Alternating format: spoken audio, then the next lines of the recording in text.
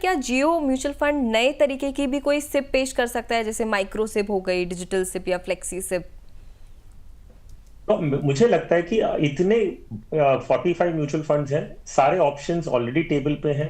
सेबी ने categorisation stand point में बता दिया कि आप कितनी कैटेगरीज में, एक कैटेगरी में एक ही स्कीम ला सकते हैं। तो एक फ्लेक्सी कैप आएगा, एक मल्टी कैप आएगा।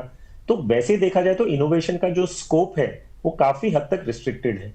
अब इसके अंदर आपको डिफरेंशिएटिंग कुछ ना कुछ करना होगा। तो इन प्रोडक्ट साइड बोल रहा हूँ, डिस्ट्रीब्यूशन में तो उनकी माहिर है ही, वो माहिर है डिस्ट्रीब्यूशन साइड में। तो वो बहुत बड़ा हाइप क्रिएट होने ही वाला है और लोग आईपीओ समझ के पैसे डालने भी वाले हैं। ये मैं कह रहा हूँ, जितना भी हम अभी बात कर लें, अल्टीमेटली लोग वही करेंगे जो उनके इमोशन से ड्रिवन होगा। और ये देखेंगे मेरा पड़ोसी है वो तो डाल दिया स्कीम में, मैंने नहीं डाला। तो ऐसा करते करते उनको एयूएम तो मिलने वाला है, उसमें कोई डाउट नहीं है। लेकिन अगर कोई सुन रहा है और समझ रहा है इस बात को, तो आपको ये समझना और देखना होगा कि मुझे अलग क्या मिल रहा है। आई एम वेरी कॉन्फिडेंट कि दोनों कंपनीज कुछ ना कुछ इनोवेशन लाएगी। अब वो इनोवेशन आप एसआईपी, वो हो सकता है उनका जो कस्टमर, मोबाइल फोन के जो कस्टमर, सिम कार्ड कस्टमर्स हैं, उनको 100 रुपए की एसआईपी चालू कर देंगे कन्वीनियंस स्टैंड पॉइंट से। कुछ ना कुछ अलग तो करने ही वाले हैं। अब क्या अलग करेंगे with in the regulatory framework, ये तो जब उनके प्रोडक्ट्स आएंगे तभी समझ में आएगा। बिल्कुल सर, ठीक कुछ है। तो करने वाले हैं, ये तो है।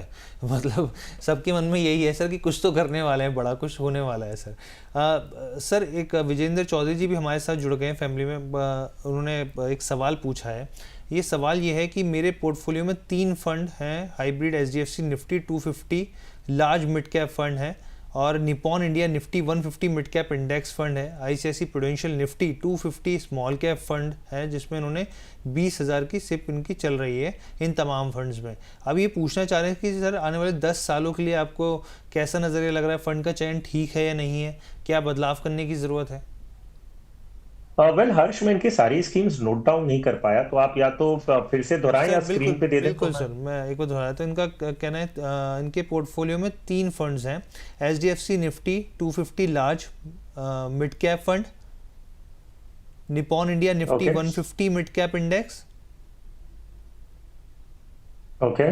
ICICI Prudential Nifty 250 small cap fund. और सर 20,000 का इन्वेस्टमेंट है, हर मंथली जो है सिप के थ्रू इनका जाता है। 10 ईयर्स का हॉरिजन है इनका सर। ओके, सो इन्होंने एक्चुअली क्या किया है, इन्होंने पूरे 500 कंपनियों में पोर्टफोलियो में ले ली। इनके तीनों इंडेक्स फंड्स हैं। ये एक्चुअली स्मार्ट इन्वेस्टर है। ये मैं कहना चाहूंगा कि इन्होंने अपना पोर्टफोलियो जिस हिसाब से बनाया है, तीनों इंडेक्स फंड्स लिए हैं। और इन्होंने पूरा मार्केट, जो टॉप 500 कंपनीज हैं, वो पूरी की पूरी इन्होंने अपने पोर्टफोलियो में जोड़ ली है। तो तो ये बेसिकली क्या होता है ना हर्ष, ऐसा है कि राम जी ने हनुमान जी से कहा था कि जाके संजीवनी बूटी लेके आओ। तो जब वो गए पहाड़ पे, उन्हें संजीवनी बूटी समझ में नहीं है कौन सी है, तो उन्होंने पूरा पहाड़ उठा के ले आए। तो जो आपके दर्शक हैं, इन्होंने यही काम किया है कि पूरे 500 कंपनी, देश की जो बड़ी 500 कंपनी मैं अपने पोर्टफोलियो में ले लेता हूँ, कुछ ना कुछ तो अच्छा कर ही जाएगा। तो आई डोंट थिंक इन्हें कोई चेंज करने की जरूरत है। आई थिंक ये अच्छा काम कर रहे हैं और एक्चुअली एक स्मार्ट इन्वेस्टर है। सो प्लीज कंटिन्यू जो आप कर रहे हैं। आई डोंट थिंक आपको चेंजेस करने की जरूरत है।